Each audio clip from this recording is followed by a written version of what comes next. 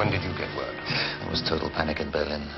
They were going to send Groener or Hindenburg, and then they thought the French might find that provocative. They told me last night. I feel rather imposed upon. As if they'd skimmed off 4 layers of dignitaries to unearth me. You frightened, Alfred? Are you? We shall simply be negotiating an armistice. I don't think we have much to fear. Damned liar. I can't understand it. I'm no cabinet minister. Why me?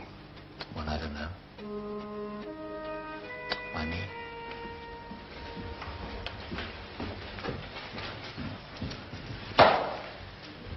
General Groener and Field Marshal von Hindenburg have been called to see the Kaiser.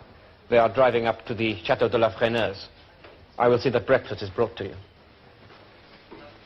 And some more schnapps, please. We'll be in the lounge. I'm in the table here.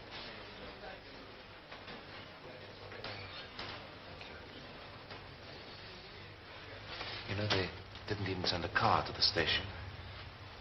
I had to commandeer a lorry. I know.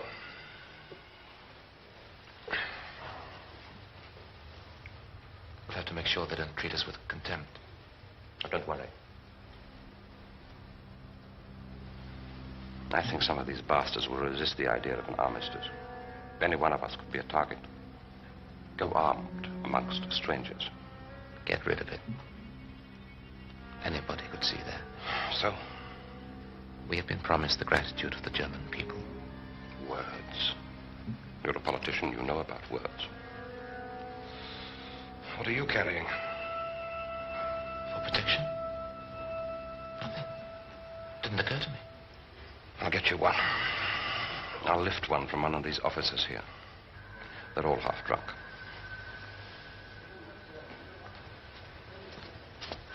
Captain Vanselow, High Seas Fleet. I know who you gentlemen are. Vanselow, you're from Kiel. Yes, sir. I arrived on Tuesday, so I just happened to be at hand for a delegation. Well, sit down. Thanks. So, you saw what happened at Kiel? I heard the shooting. Our Marines were shooting our sailors. Here. There was a plan to sail. Thank you. I will pour the schnapps.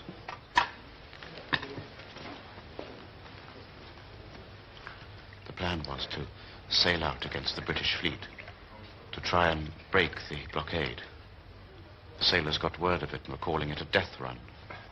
Perceptive, I call that. They said they'd stopped the engines. The officers, all of us, armed ourselves. Then we decided to pipe all hands on deck. Sailors never disobey that. I'm not an artistic man. But that was the height of art for me. Sailors answering the pipe. Yes. I understand. That morning, they disobeyed the order. You know, the British have been lusting for you to come out. You'd all be dead by now.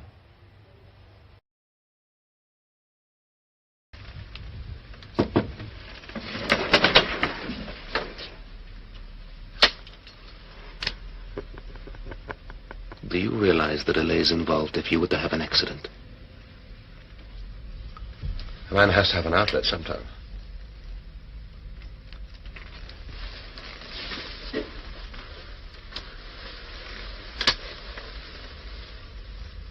I must insist on more cooperation, Alfred.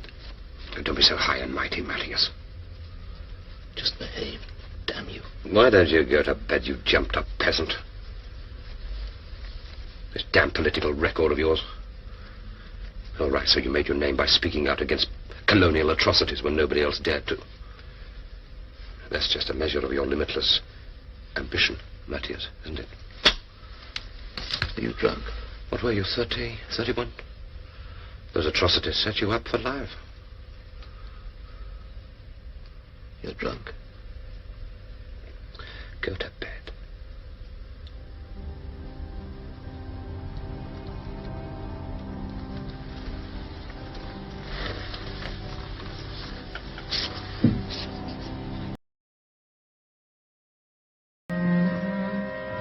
You're lucky, you know, Matthias. You have something to go home to. Your kids, your wife. Paula. Yes, Paula. She's an Earth mother, you know. Really? Who gives a damn if she lacks a bit of style? Your children won't care.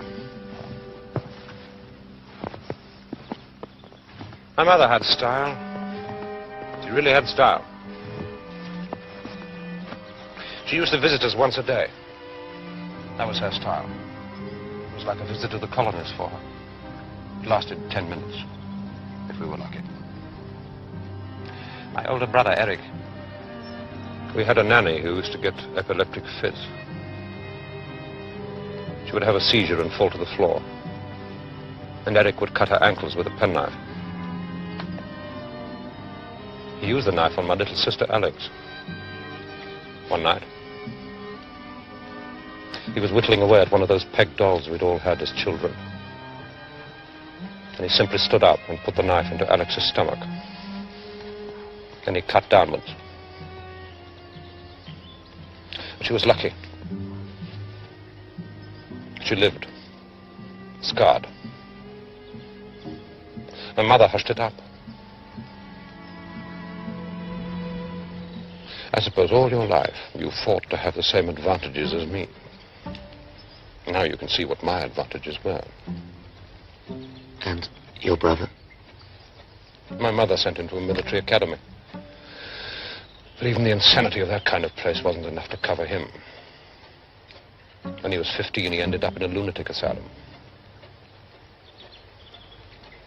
You know Inga left me, Matthias. Your wife? No. I've never been very lucky with my women.